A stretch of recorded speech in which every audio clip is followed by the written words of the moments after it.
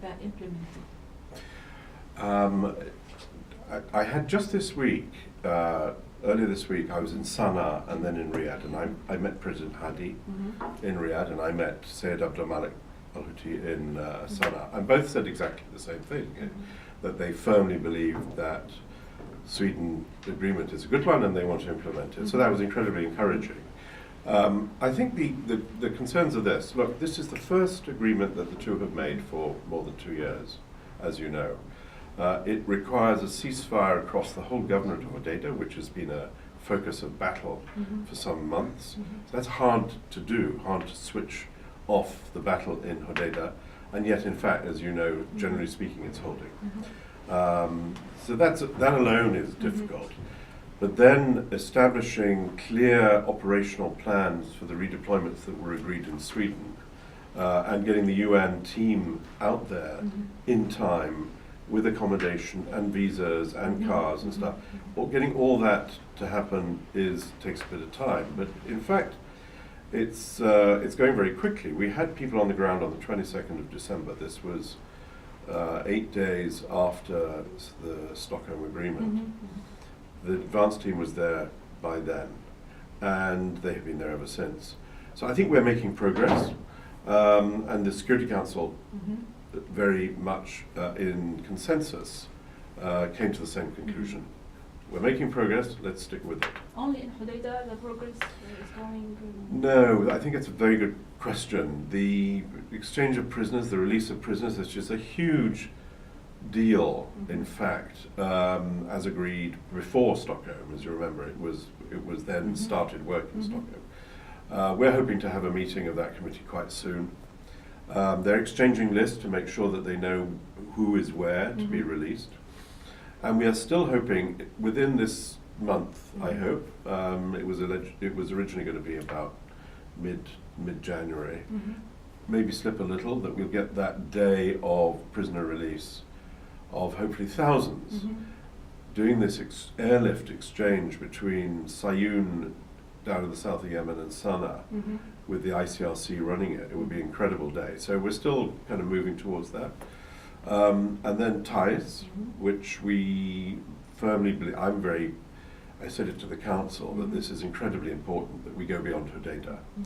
And both sides reconfirmed to me again this week that they're very keen to get that joint mechanism up and running, and I want to go to ties to be there when it starts. Okay. And the Yemeni foreign minister announced that Houthis threatened Swedish agreement on Hodeidah and the next steps of Yemeni's political process and the opportunity for peace in Yemen.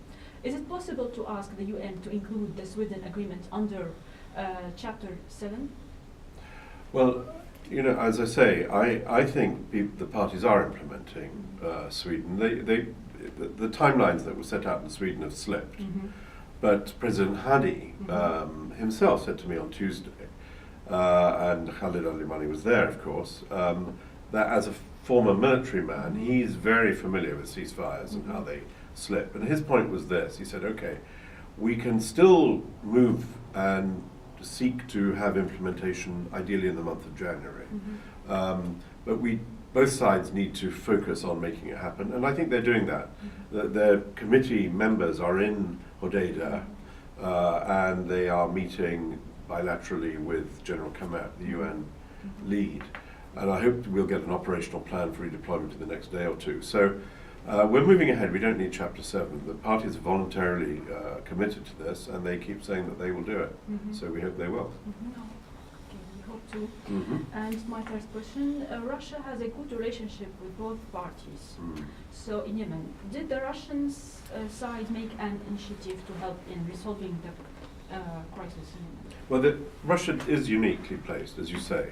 First of all, and I have extremely close and continuous contact with your officials, the Russian ambassador to Yemen, Vladimir Dedushkin, for example, who I see all the time when I go to Riyadh, and who, with the other members of the permanent members of the Security Council, the permanent five, were very active in Sweden, helping to focus the parties on agreements that then the Security Council would support. So Russia is a full part of that process, and Vladimir is a very active ambassador, which is extremely welcome. And secondly, of course, Russia, as you say, has a pretty unusual role. I mean, it was the last embassy, I think, to be in Sana'a. I think it pulled out in December after the events of that early December, and Russia is listened to by all parties, and that gives it a very special role, which is why, for me as a UN envoy, it's incredibly important to come here to meet Russian officials and Deputy Minister Vershinin earlier today, but also to have that kind of partnership with Russia makes a huge difference. And in your opinion, in which way the countries having an influence on both parties can be involved in the political solution in Yemen? I think Yemen is a strategically important conflict, as you know, globally. I mean, it's not a minor local conflict. It's a dreadful conflict in the sense of the biggest humanitarian program in the world, terrible suffering, but also strategically important with a lot of international interest in ensuring the stability returns to Yemen. Now, what that means is that we need to do two things at once.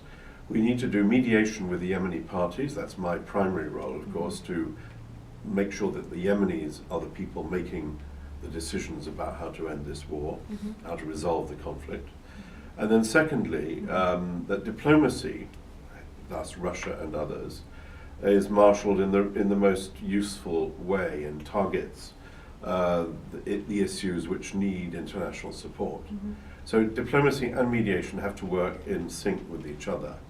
And what is, one of the rare assets, if you like, in terms of the Yemen conflict, which is not so clear in others, is that you do have an international consensus. And the Security Council is united.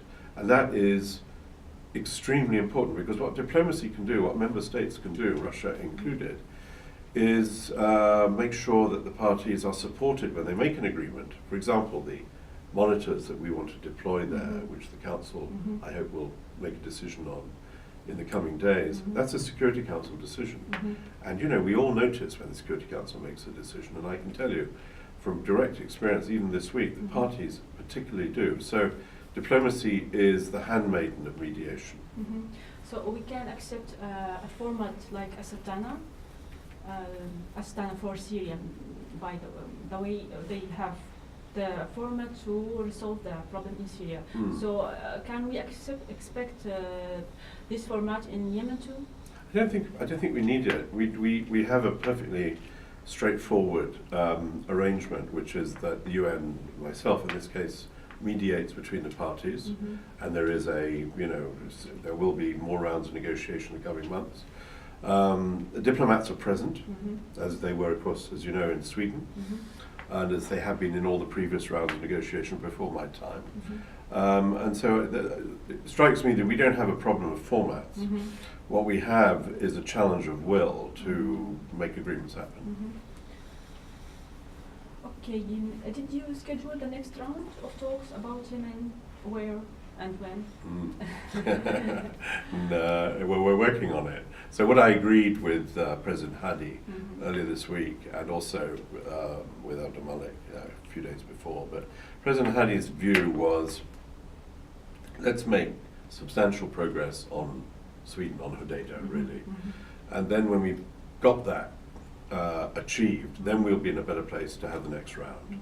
I agree with that. I think that's absolutely right. The Security Council debated this, of course, on Wednesday, and they also agreed that it's important that we move to the next round as soon as we can, that we don't lose momentum. That was their instructions to me, I think, but also that we do it on a basis of a situation where we're not renegotiating the last round, so we can look ahead. Because the next round needs to begin the engagement on the political settlement of this conflict. So we don't have a date, and nor do we have yet a place. We have some options, which I will keep to myself. I hope to have these talks happen, obviously, soon. And I think I have said that I hope that obviously happens in February, because we don't want it to delay too much. Of course. My last question about the airport problem. Is it on hold, still on hold? Yeah, Do you have any progress in well, the two parties don't agree, as you probably know.